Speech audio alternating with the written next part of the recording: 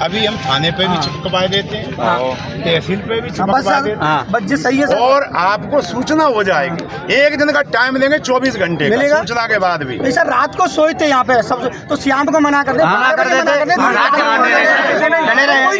11 बजे से 12 बजे कर रहे हैं सर। मैं समझ रहा हूँ भाई, अगर ये एक लापरवाही या गलती कुछ भी मान लो, है सर, जाके कोई ऐसे बोल दे तो क्या है यहाँ पर मत को भाई रात नहीं मिलेगा, रात तो अपने घर को चलाए जाते। क्या है, प्रशासनिक अधिकारी जिनके हाथ में खाद है वो तो रात में रहते नहीं, पुलिस स्टाफ रह गया। अब पुलिस स्टाफ के सिपाही को ये पता ही नहीं है कि खाद आया कितना, पर्ची कितनी कट गई, बटेगा कि नहीं बटेगा। ये जब पता लगे आप लोग यकीन मानो, खाद आएगा तो 100% 24 घंटे पहले खबर करके। अरे खाद का जिन पर्ची बच चुकी है उन लोगों के लिए खाद कम है। अच्छा ठीक है, खाद नहीं आएगा। जैसे ही भोपाल से आवंटन आता है, गाड़ियां ट्रक लदके विजयपुर आते हैं, वैसे ही एसडीएम साहब से ही बात करके मैं आ रहा हूँ। कब तक आएगा?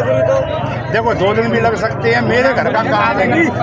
ये सरकार से आवंटन जब आएगा, जब रेक आएगा शिवपुरी में, तब शिवपुरी का माल आएगा।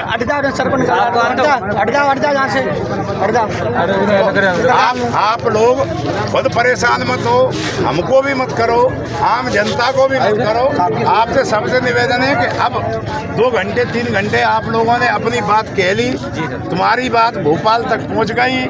अब आप हमारा आग्रह मान जाओ और शहर में व्यवस्था जैसी थी वैसी चलने दो। जैसे ही खाद आएगा आपको 100%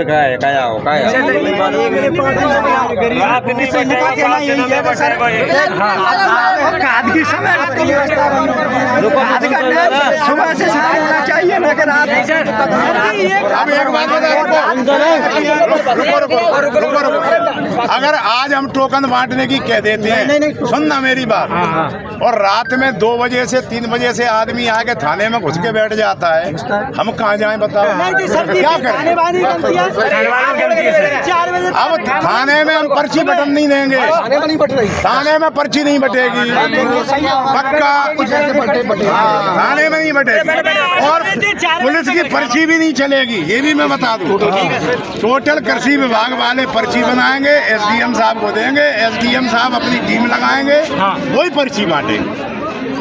हमारा काम केवल लाइन लगवाने का रहेगा, वही हम करेंगे, इसके अलावा हम नहीं करेंगे।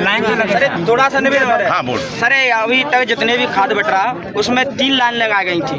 पहली बात तो आपके मतलब थाने के वो लाइन लगा देते, तो 2 बजे से 3 बजे से जितनी भी जिसकी जैसी क्षमता थी वो आ जाता था। देखो मैं तुम्हें बताऊं, सुबह कल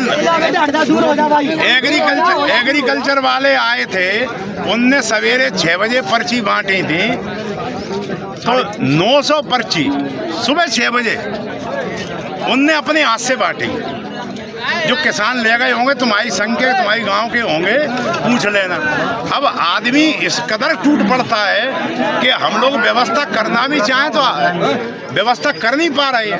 वो सर अपनी किसान का सहयोग हमको अगर मिलेगा, हमारी मजबूरी है। 2-4 दिन की बात है, रात में 2 बजे आके बैठ रहे।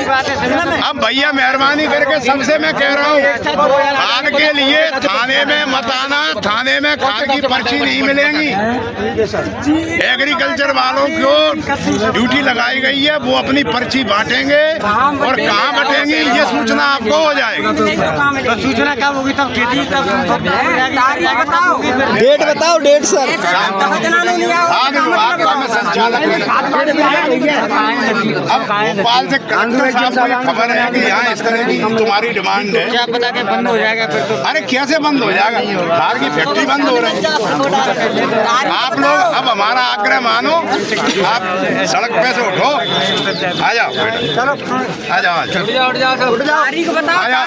उधर चलो पद स्टेट पे आ जाओ।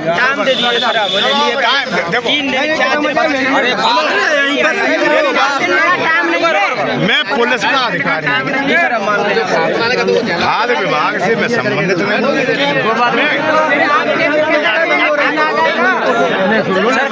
2 दिन में 4 दिन में जब भी खाद आएगा, पहले से पूरी डुगडुगी बजा दी जाएगी पूरे क्षेत्र में। हम एकदम नहीं बटवाएंगे, जितना उतने जल्दी मंगवा देंगे।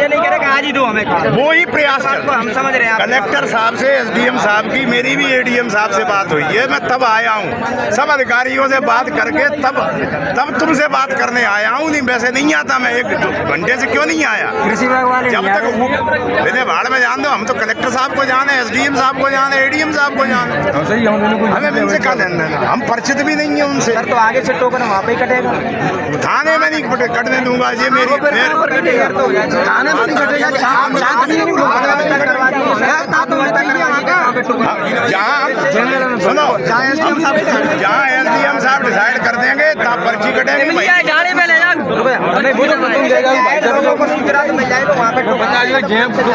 हम अनाउंस भी करवा देंगे, मीडिया में भी करवा देंगे।